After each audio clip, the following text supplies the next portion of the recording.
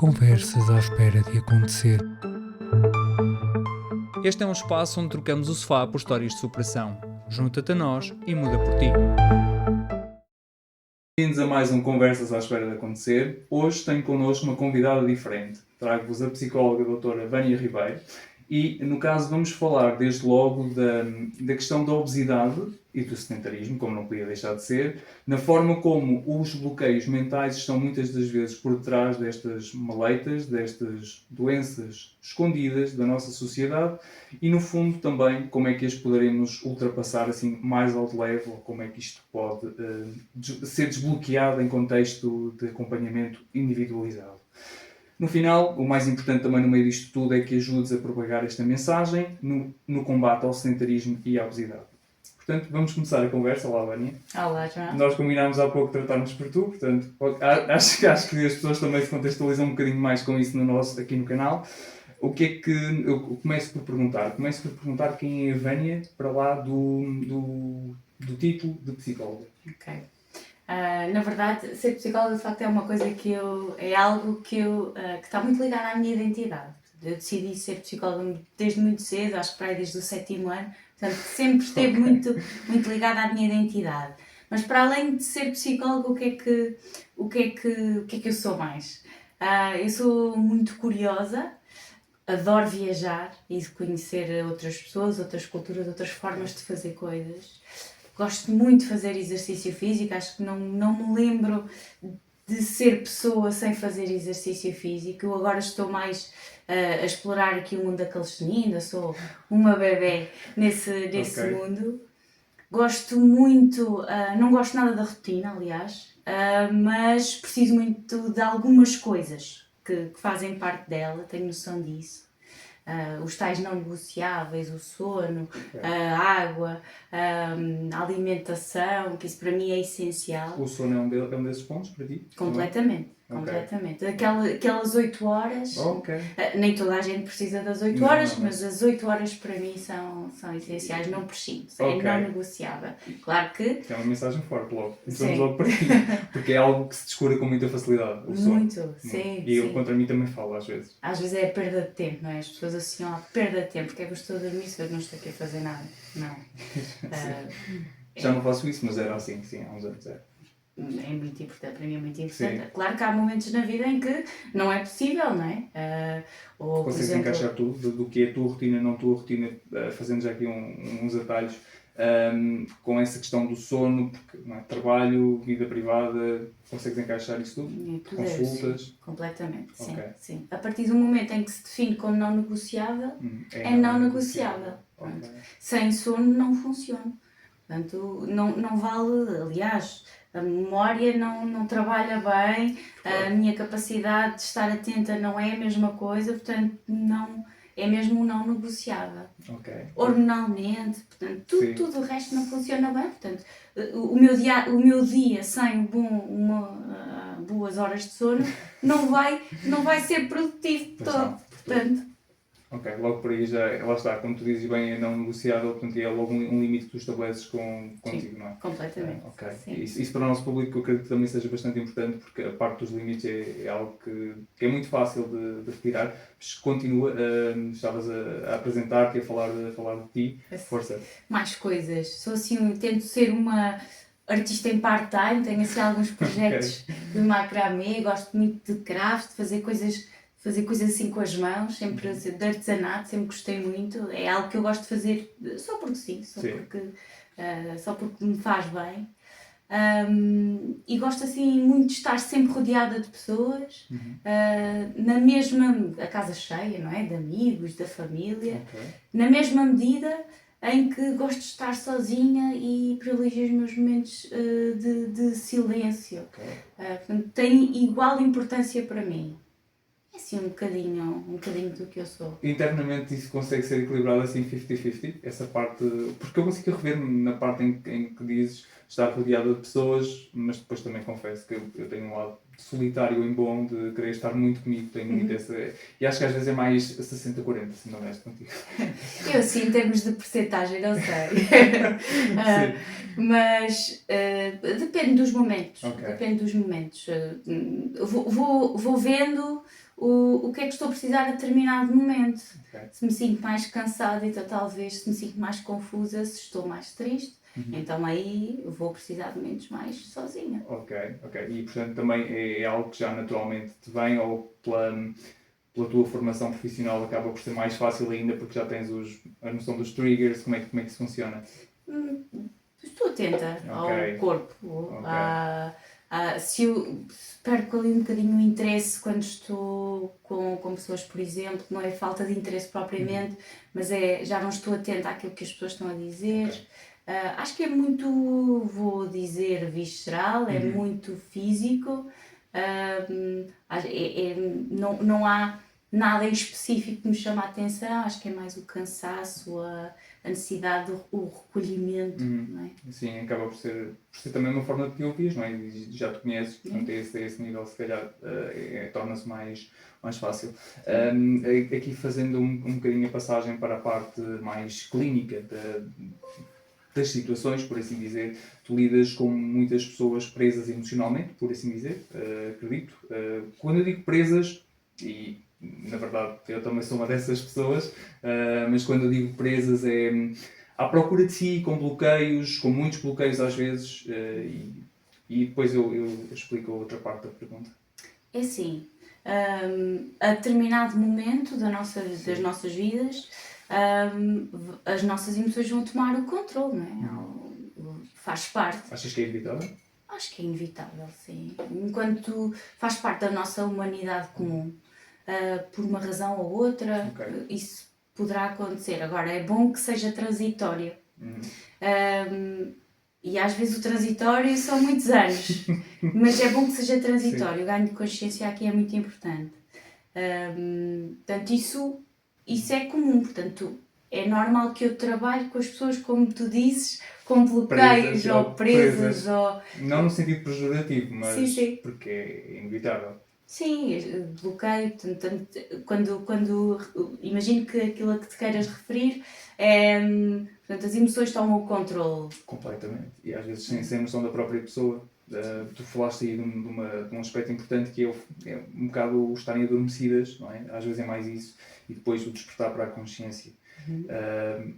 É um caminho sem retorno. A partir do momento em que despertas para a consciência, por muito que demore, depois em que voltes a ter ali problemas pelo caminho, é inevitável. Acabas. E, portanto, alguém que esteja a ouvir-nos ou a ver-nos, que tenha um passado ou mesmo um presente de obesidade, inevitavelmente a partir do momento em que perceber o que possa estar por debaixo disso, porque não será só comida, tirando casos clínicos, claro, dificilmente tu voltas para trás, certo? Completamente, sim. Pode ser um trabalho de muitos anos, mas dificilmente voltas atrás. Isso, completamente. É impossível voltar atrás.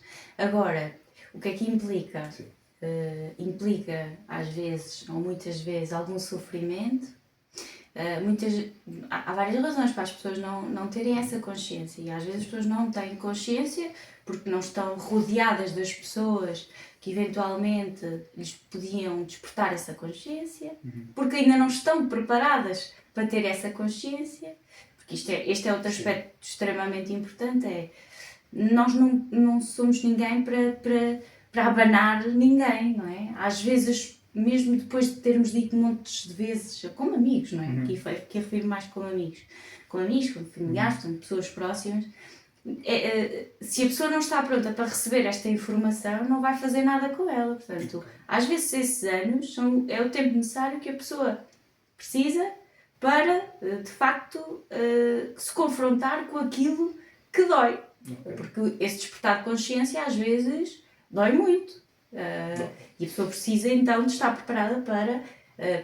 e de ser capaz, não é? Internamente, de se sentir capaz de ultrapassar essa fase. E esse também é um trabalho que tu tens como psicóloga quando recebes a pessoa, digamos assim, a parte do histórico logo, porque o teu papel não é chegar ali e dizer, olha, o senhor está assim, ou o senhor está assim por causa disto. Tem de ser ele a chegar lá, como, não é? Portanto, como disseste, tem de haver a pessoa tem de estar pronta, mas tu trilhas o caminho com a pessoa depois de a perceberes como é que tu trabalhas a tua abordagem nesse aspecto. Eu sei que sou suspeito, mas...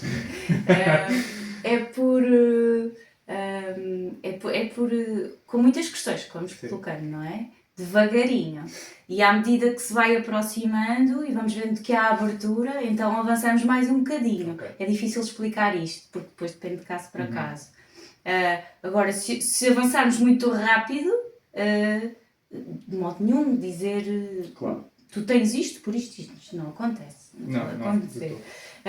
Mas se virmos que a pessoa está receptiva, está receptiva àquilo que nós estamos a dizer, está preparada para receber aquela informação, para explorar mais de si, com questões orientadoras, Ok. que a colocam a refletir, então nós avançamos um bocadinho mais. Porque de outra forma o que acontece é Rejeição. sim, evitamento. Vamos ver que a pessoa vai para trás. Assim de formas às vezes muito subtis, mas vão para trás. Esse é um bocadinho aquele perfil de avoiders, de que se fala muito hoje, que é quase um conceito muito comum em pessoas como o Gabor Mate, que falam muito disso, não querendo aqui ir muito para dentro do assunto, mas quando tu começas a ouvir a verdade ou a lidar um pouco com a verdade, o teu primeiro reflexo é automaticamente fechar e voltas e às vezes não voltas ao caminho onde estavas. Pode acontecer, sim. Se a pessoa tiver muita fragilidade, eventualmente. Sim, evitamento é uma estratégia de defesa. Há outras, Sim. mas o evitamento é uma estratégia muito utilizada. Mas às vezes as pessoas nem percebem que estão a fazê-lo, ok? Ou seja, a pessoa não o faz muitas das vezes de forma consciente, falo inconscientemente, evita cognitivamente, emocionalmente aquilo que está a acontecer ali. Ok. Em estados mais mais difíceis, vou chamar assim. Falamos aqui em dissociação, que é... Explicando a quem não está assim tão familiarizado com isso, o que é uma dissociação, por exemplo, em alguém que tenha obesidade, sim, que esteja obeso ou que esteja com uma vida demasiado sedentária e que se refugie constantemente atrás do repto, eu não tenho tempo. Porque isso acaba por ser, muitas das vezes é o mais fácil de colocar. A dissociação aqui não entra aqui. Okay. A dissociação é algo como a pessoa passou por uma situação muito difícil e conta como se tivesse pertencido a outra pessoa. Okay. Há uma espécie de desligamento com a situação que aconteceu. Okay. E é muito, muito comum. Nestas situações que são vividas mais traumáticas. Okay. Sim, a pessoa está a contar, mas é como se não tivesse vivido aquela situação. Okay. Não é que ela ache que aquilo pertenceu a outra pessoa. A sensação é que é como se tivesse pertencido a outra pessoa, como se não tivesse acontecido a ela, mas ela sabe o que aconteceu a ela. Uma espécie de negação ao mesmo tempo, mas mais transformada, ou seja, mais personificada, se calhar. A negação é outra estratégia de defesa. Ok, pronto, estamos aqui a entrar em muitas estratégias de defesa. Aqui não queremos propriamente estratégias de defesa e eu passo a perguntar-te o seguinte, porque foi algo que eu já conhecia, mas que foi algo que me saltou à vista quando fiz aqui o trabalho para a nossa conversa, que fui à tua página, que eu já conhecia, e vi lá que tu referes a dada altura que as grandes mudanças acontecem de dentro para fora. O que é isto em termos de corpo, em termos de bem-estar físico, bem-estar psicológico, porque tudo isto está ligado com depois o exercício físico que nos leva ao nosso tema principal aqui. O começar de dentro para fora é de alguma maneira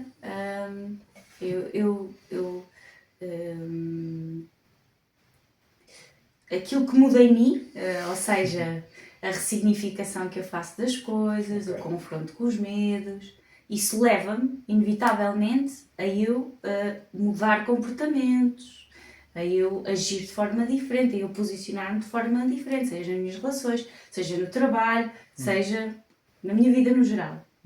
Contudo, há situações onde também o fora, é essa a ressalva que eu também queria fazer, há situações em que o fora acaba por influenciar a forma como eu me sinto. Exemplo, uma pessoa que está super deprimida, por exemplo, uma depressão major, o que faz, não tem energia, nesse momento provavelmente nem hormonalmente está capaz de fazer coisas, de se movimentar. Quando falo do movimento, ou seja, de praticar atividade física, de fazer coisas que lhe dão prazer, já não tem essa energia. E às vezes o plano é mesmo, olha, hoje a tua tarefa é lavar os dentes. Ok. Hoje a tua tarefa é tirares o pijama. Hoje é pelo movimento. Não é que a pessoa tenha propriamente muita vontade para fazer este tipo de atividades. Mas o facto de, naquele dia, ter conseguido lavar os dentes, tirar o pijama, conseguido sair da cama, fazer uma caminhada, nem que seja de 5 minutos, faz com que o corpo comece, aos pouquinhos, ou seja, cá dentro, ela começa a se sentir um bocadinho diferente também. E uma coisa leva à outra. Ou seja, nem sempre, por muito que... A mudança vai dentro. Exatamente. Às vezes influenciam-se mutuamente, nestes casos, por exemplo. Sim, ali falas sobretudo de que na maior parte dos casos, quando é uma grande mudança, e isto foi algo que, na verdade, também me é muito familiar, que é quando é uma mudança muito impactante, ela não pode vir só maioritariamente por fatores externos, se calhar. Não é? Ou seja, tens de ancorar dentro de ti, nos teus princípios, nos teus valores. Portanto, é muito fácil quando a sociedade está... metade da sociedade te diz faz desporto e a outra metade te vende coisas para estar em casa num sofá. Tens aqui dois elementos externos, tu podes pegar num ou podes pegar no outro, mas se tu não ressignificares ou não mudares aquilo que tens dentro de ti, dificilmente tu sairás de um caminho para ir para o outro. Não é? Diz-me tu o teu ponto de vista em relação a isso. Certo. Ou seja, qualquer mudança, se for feita ou se for motivada meramente por questões extrínsecas, tem pouco para andar, não é? Aguenta-se um bocadinho, pode aguentar ainda alguns anos. Mas achas que é viável aguentar anos uma mudança movida a fatores externos? Sim. Sim? Sim. Okay. Estava aqui a pensar em situações, por exemplo, que é muito comum também. Nós somos super mega pressionados pela sociedade, não é? E sociedade é aqui o geral, mas pela nossa família, pelas expectativas que achamos que têm acerca de nós, e isso pode durar anos. Okay. E eu vejo isso acontecer a durar anos. E às vezes as pessoas chegam, eu acho que nós já tivemos esta conversa, mas às vezes as pessoas chegam e têm um bom trabalho, têm uma família, não têm problemas financeiros, está tudo ok, mas não estão felizes. E isso foi precisamente pelas motivações, portanto, o dia-a-dia delas foi motivado, as decisões que foram tomando, foi motivado pela família, foi motivado pelas expectativas que achavam que tinham acerca delas, etc. Ok. Portanto, se considerarmos neste ponto de vista, sim, podem durar anos. É arrojado nesse caso. E voltando aqui à tua parte mais clínica ou acompanhamento, normalmente as pessoas, se pudesses dividir ou quantificar, elas chegam-te mais com questões mentais, com questões físicas associadas, ou é já um pouco uma mistura das duas e a dada altura tu tens que andar ali a desenlaçar as coisas no início? Isso depende. O que motiva muito, o que eu posso dizer é, o que motiva muito as pessoas são as questões físicas, é a sintomatologia mais física, porque eu não consigo dormir, dói-me o peito, já os músculos começam a ficar afetados. As questões físicas são grandes motivadores ou são alertas para as pessoas recorrerem à consulta. Claro que depois as que já estão mais informadas já conseguem reconhecer que há determinado tipo de padrões comportamentais que já têm que provavelmente são consequência de estados de alguma perturbação ou de algum mal-estar psicológico. Ok, portanto, inevitavelmente precisam depois de uma... Ou seja, em termos, o que é que motiva as pessoas a vir a consulta, a primeira consulta? São os impactos, não é? O impacto físico, o impacto no trabalho, o impacto na família, nomeadamente estou a ter mais discussões, pronto, ou até mesmo no trabalho, por exemplo, também o estar sempre chateado no trabalho, não conseguir responder às pessoas, ou não conseguir ser assertivo e isso influenciar completamente o dia-a-dia, fazer mais horas, por exemplo, no trabalho, pela dificuldade em dizer que não ou impor limites, não é? Às vezes não é só dizer que não, é impor os seus limites. Sim. Portanto, sim, tem a ver com os impactos, é isso que motiva. Se não impactar a pessoa não recorre. mesmo que possa, mesmo que às vezes esse tal excesso de peso, eu que sou pessoa implicada diretamente nisso, mas mesmo que às vezes esse excesso de peso, tu olhas simplesmente como uma questão de eu sou assim, ou eu estou assim, mas na verdade tem ali coisas, ou seja, fisicamente tu viste-te assim, e viram-te assim, ajudaram a criar essa imagem em ti, mas na verdade, internamente, tu nunca questionaste que tinhas lá um problema e ele estava lá. E isso aconteceu na altura em que perdi efetivamente peso. Eu senti-me sempre com a pessoa que eu encontrei depois, parecia que eu tinha visto a vida toda. E eu tinha sido magro muito pouco tempo da minha vida, magro, genuinamente magro. Ou seja, a questão é, eu chego com uma parte física visível, mas eu não sentia necessariamente que aquela parte física fosse o problema. E era um dos principais problemas, estar com aquele excesso de peso todo. Não só porque eu não me sentia uma pessoa funcional, mas porque internamente eu não me revia naquele corpo onde estava. E isso primeiro não é fácil de assumir isso, certo, para ti, desde logo. E depois eu estou a falar, quando chegas à consulta, no caso, aquilo que eu achava era uma coisa, mas na verdade depois revela-se outra. Não é? Ou seja, às vezes os problemas estão meio escondidos. Daí eu fazer esta pergunta se a parte física é o que leva mais as pessoas ou a parte psicológica. Porque me parece que ainda, apesar de hoje em dia ser quase moda cada pessoa ter o seu psicólogo, que foi uma mudança boa, muito boa que aconteceu, ainda assim as pessoas não falam abertamente do que as move, não necessariamente os problemas delas, não é isso que está aqui em causa, mas do que as move a ir ou a fazer. E não é muito fácil assumir problemas mentais como eu não estou bem, cá dentro há algo que não funciona muito bem. Sim. Também não acho. Como é que eu vou explicar isto? Houve aqui de facto uma grande mudança no pós-Covid. As pessoas falam muito mais sobre as questões e os problemas de saúde psicológicos, as suas próprias dificuldades. Há aqui um risco, que é o facto de falar sobre assuntos super íntimos, muito difíceis, de forma barata. Okay. E isso tira-lhe peso, isso tira-lhe valor, isso tira-lhe seriedade. E normaliza coisas. Normaliza... Não no bom sentido, não é? Exato. É quase como, eu às vezes ouço, por exemplo, banalizou-se tanto a palavra burnout. Claro. E agora já todas as pessoas acham, a determinado momento, com algumas coisinhas, que já têm burnout. Olha, será que eu tenho burnout? Por um lado é bom, porque estão mais atentas, mas depois colocam as coisas em caixinhas que pode ser mais difícil. E isto é muito mais difícil, a pessoa tornar-se resiliente em relação às situações que são normais acontecerem no dia-a-dia. É normal estar triste, é normal às vezes estar... as questões existenciais, por exemplo, que são tão de ser humano, não é? De alguma maneira não se esquecemos todos disso, é isso que referiste que é bastante importante, que é essa parte do estar triste.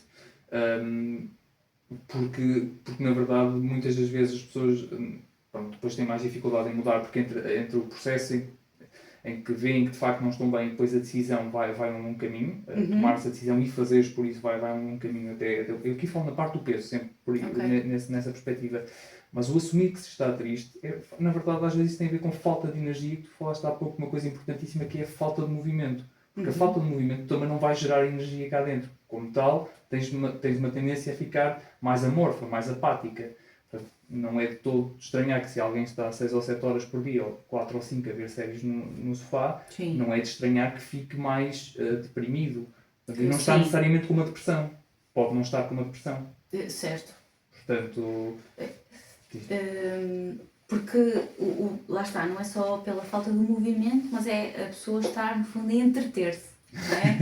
Anestesiar-se de alguma maneira, que começa a ser um risco para nós, por exemplo, as redes sociais também, nós anestesiamos durante ali algum tempo, bastante tempo, daí ser um risco tão grande, e o ver séries, o refúgio das pessoas com mais peso, não é? Das pessoas que sofrem de obesidade, pode ser esse também.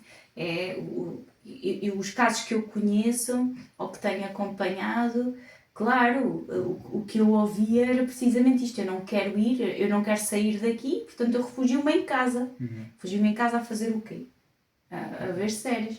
Mas a ver séries eu não estou a colocar os meus talentos em ação. Eu até sou uma pessoa sociável, mas eu não quero ir socializar porque tenho vergonha de como, da minha aparência. Portanto, tudo isto não é só pelo facto de estarem em casa, não é só pela falta de movimento, mas é pela falta de integração com aquilo que são, Sim. na sua essência. Ou Sim, seja, essa parte mais fácil. eu sou uma pessoa sociável, não estou a socializar. Eu sou uma pessoa que gosta de fazer cursos, workshops e, sei lá, mil e uma coisas, mas o facto de ter que ficar em casa, isso também não ajuda. Portanto, não estou a fazer essas coisas todas que eu gosto. Portanto, há aqui um desligamento. Uma barricada, não é? Ficas do lado de cá. E em relação a essa parte do não te pôres a mexer, isso acontece, essa tal falta de movimento.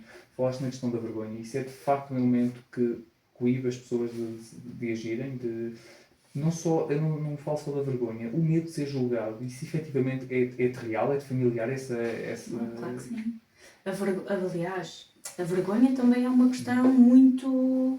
é uma emoção muito forte, aliás. Sim. E a vergonha permanece na nossa memória muito tempo, é muito forte. Okay. Porque é uma emoção social, não é? Sim.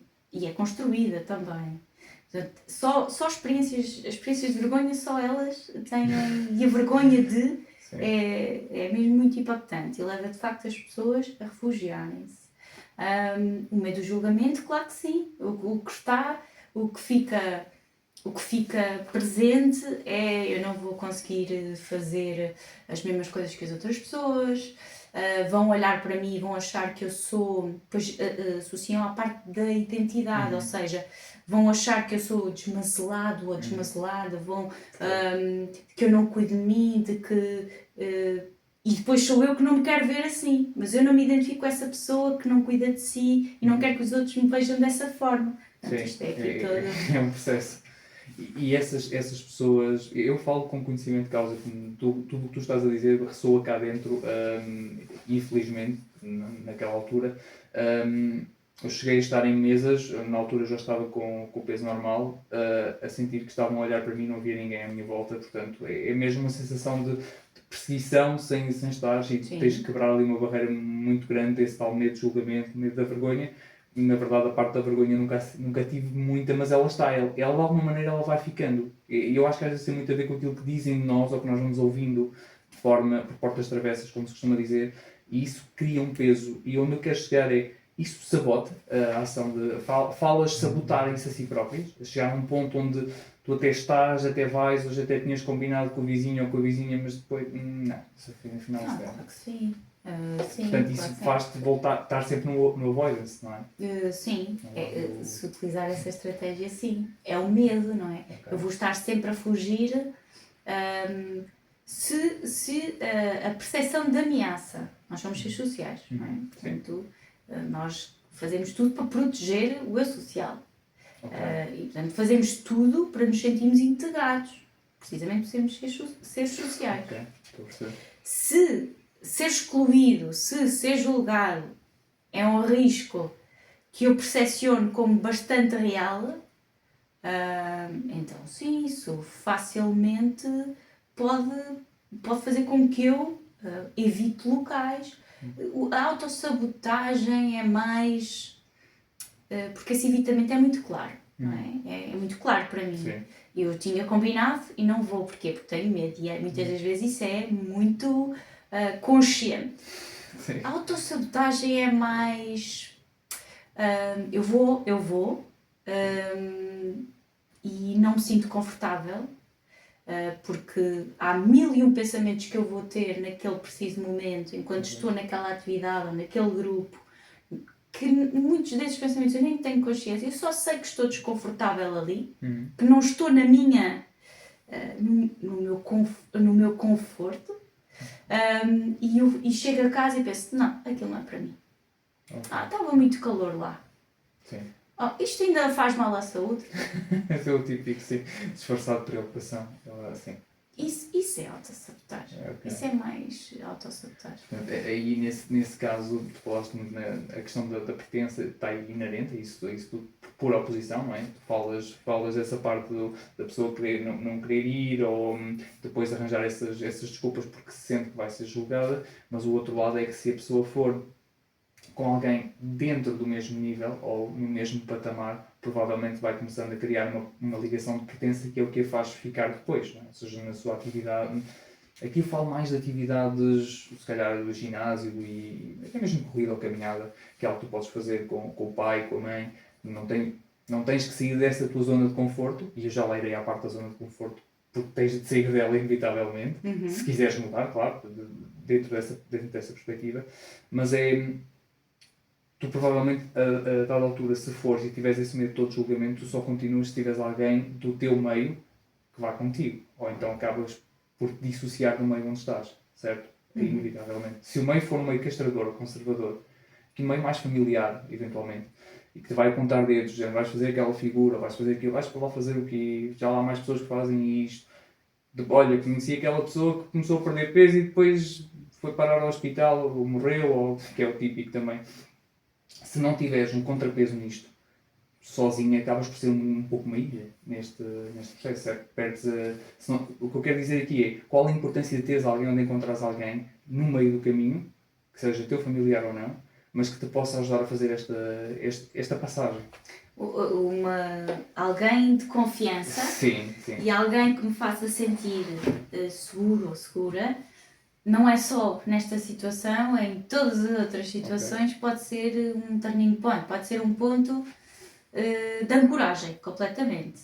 Ou seja, se alguém me apoiar, se eu sentir que há ali partilha de experiências, de que não estou a fazer este trajeto sozinho, que aquilo que eu estou a pensar, daquilo que eu estou a sentir, não é uma coisa que só vive em mim, que há outros que a partilham, sim, isso pode ser, tem um impacto brutal. Os grupos são espetaculares por isso, se forem bons grupos, naturalmente.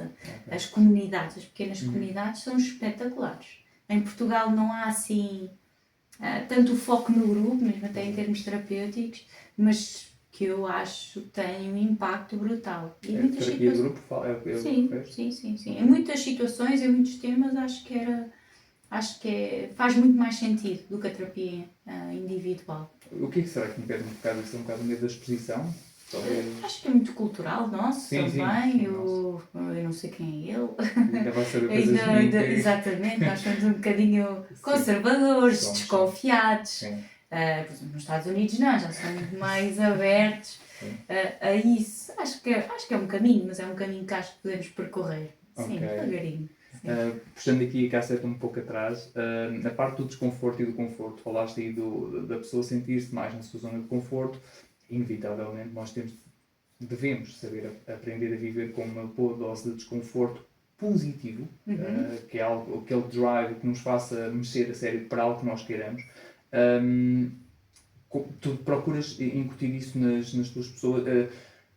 Quando digo procuras incutir, não é no sentido de impingir, é sempre de fazer ver que esse lado, porque nós temos muita tendência como seres humanos, pelo menos muitos que eu conheço, que é quando nos falam em desconforto, nós voltamos para trás e para mudarmos o que quer que seja, e aqui estamos a falar de mudar de vida, para quem o quiser efetivamente fazer, nós precisamos de abraçar esse desconforto. O desconhecido, o tu não saberes como é que vai ser o teu dia de amanhã, a tua semana seguinte, não saber se vais continuar a caminhar ou se vais continuar a correr e o que é que vão dizer de ti, porque todos os dias estás a sair e és uma mulher e és suposto estar em casa a tratar das crianças, que isso ainda acontece nos meus mais pequenos. E como é que se lida com isto? Como é que se insere este desconforto e ao mesmo tempo como é que se olha para ele como algo positivo em um contexto mais clínico? Tem que ser de forma gradual. Se uma pessoa tem medo da água, não a vou mandar, não a vou empurrar para a piscina. Não dá certo, não. Ou seja, nós temos que negociar tarefas e passos, sejam eles quais forem, pode ser comportamental, pode ser cognitivo, pode ser emocional, seja o que for, negociar tarefas que sejam que eu consiga aguentar agora. Uhum. O mesmo acontece com as dietas, o mesmo acontece com o exercício físico, por isso é que muitos objetivos não vão, não sei se serão, não sei se lhe posso chamar objetivos, mas muitas intenções não vão para a frente. Se eu chego ao início do ano e defino um plano, nunca fiz atividade física e de repente quero treinar 5 vezes por semana, isso pode ser difícil de sustentar a longo prazo, não é? Vai correr mal. Se eu como Burger King todos os dias, passo aqui a publicidade, e entretanto quero passar a comer só saladas e sopa, eu acho que isso vai correr mal também. Ou seja, eu tenho que colocar, temos que negociar tarefas que sejam desconfortáveis, mas não, porque a terapia é desconfortável. Isso, qualquer coisa nova que vamos fazer neste âmbito vai ser sempre desconfortável. Agora, é um desconforto que eu posso aguentar agora? Sim, então é por aí que vamos começar. E nesse desconforto, tu também jogas ou permites que se jogue com a parte da recompensa? Porque ele tem que estar sempre associado a alguma coisa, não é? Sim. Porque quando tu pões na cabeça que queres treinar 5 vezes, tens de ter um retorno daquilo. Sim. Se não vais treinar 5 vezes para quê? E aqui? E aqui e agora? Achas que tem que ser imediato? Nós somos, porque o que é que leva muitas vezes as pessoas a não iniciarem atividade física, iniciarem uma alimentação mais saudável, é porque nós queremos coisas já e às vezes os resultados a sério, não é? As razões pelas quais eu vou começar a praticar exercício físico, a ter uma alimentação mais saudável, só acontecem daqui mais à frente. Nós não somos muito boas a esperar nesse sentido. De qualquer forma, é importante que nós consigamos definir recompensas a curto prazo para nos irmos agarrando. E essas recompensas podem ser, por exemplo, hoje tenho mais energia. Quando vou treinar, tenho mais energia. E nós precisamos de puxar por essas recompensas que acontecem já. Que já estão a acontecer, que às vezes as pessoas não veem bem. Ou pelo... E aí estás a falar de nós, vocês no contexto de acompanhamento psicológico. Ok. Sim. Vou fazer ver isto à pessoa, é isso? Sim, e que ela comece a sentir isso também, ficar atenta a isso também. Olha, já reparaste que desde que quando vais, quando fazes isto acontece, já reparaste que no final desta semana já estás mais... Ok. Isso acaba por ser tudo é quase como se fosse uma ampulheta que vai subindo, ao contrário, portanto, ela vai subindo com pequenos, e no caso da corrida e da caminhada isso tem um efeito muito rápido mesmo. Depois chega a um ponto onde não é, mas é mesmo muito rápido a pessoa sentir essas recompensas. Agora, qual é a parte que vem a seguir no meio disto tudo? Também nos leva à pergunta seguinte, se tu emagreces rápido, como é que fica a tua parte psicológica? Eu sei a resposta a isto por ter vivido isto na pele, mas gostava da experiência que tens, se é que já acompanhaste alguém dentro desse âmbito, o que é que te diz a experiência a esse nível? Portanto, houve assim uma alteração, física, na imagem corporal. Brutal, porque ela é rápida. Se for intensa, é rápida. Ao fim de 3 semanas estás com mudanças físicas. Estou a falar de perda de peso, não perdes 10 kg em 3 semanas, mas perdes se calhar uns 3, 4 kg e isso faz a diferença. Em 3 semanas? Mais ou menos. Certo. Se correres, sim, uns 5, 6 dias por semana, sim. Das pessoas que fui, não houve... quanto muito iria haver a motivação, ou seja, isso servia de recompensa. Mas provavelmente o que me estás a falar é quando há uma alteração abrupta da autoimagem, da imagem corporal. corporal. E já não sabes quem é aquela pessoa que está ali, e és tu, mas já não és tu. Como é que isso nunca tiveste algo? Isso nunca aconteceu. Ok, porque isso efetivamente aconteceu-me. Quando a perda foi tão grande, a dada altura eu ainda me via como a pessoa que estava anteriormente e ainda não conseguia associar. Certo, ok. Certo. Mas aí, certo, isso é outra coisa. Sim. Tanto acontece aqui como noutros contextos, mais uma vez. Sim. Como é que, há uma expressão muito engraçada que é podemos tirar a pessoa do barro, mas não tiramos o barro da pessoa. E isso, eu posso estar completamente fit Sim. e ainda me sentir a pessoa obesa, ainda me ver como pessoa obesa, ainda ter vergonha, por exemplo, ainda sentir que não pertenço aqui. Mas isso acontece porque a emoção normalmente demora um pouco mais a acompanhar a razão, ou efetivamente isso acontece às vezes por questões ambientais, epigenéticas, às vezes do meio. O autoconceito é algo que se cria ao longo do tempo, não é? E é formado não só pela percepção de mim, pela percepção que eu acho que os outros têm de mim, portanto, é construída, a identidade é construída ao longo do tempo. Portanto, há aqui um plano de crenças, há aqui um conjunto de crenças que foram sendo construídas acerca de mim, do mundo dos outros, da forma como, se eu sou obesa, então aquela pessoa vai-me ver desta forma, vai se comportar desta forma comigo. Portanto, e isso é construído e é solidificado ao longo da vida. E depois é aí que trabalho, ou seja, para fazer esse ajuste, para que a pessoa se sinta à imagem do que tem no corpo. Isso é feito algum ajuste da vossa parte? Como é que trabalham as crenças? Eu sei que elas são sempre muito relativas e há de haver sempre muitas estratégias, mas... Olha, esta é para mim. E foi o fim da primeira parte deste episódio. A segunda parte segue na próxima semana à mesma hora, próxima segunda-feira.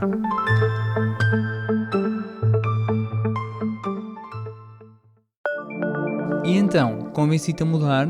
Lembra-te, ninguém está sozinho. Corre por ti, junta-te à comunidade no Strava, no YouTube e no Instagram e lembra-te, tira o rabo do sofá.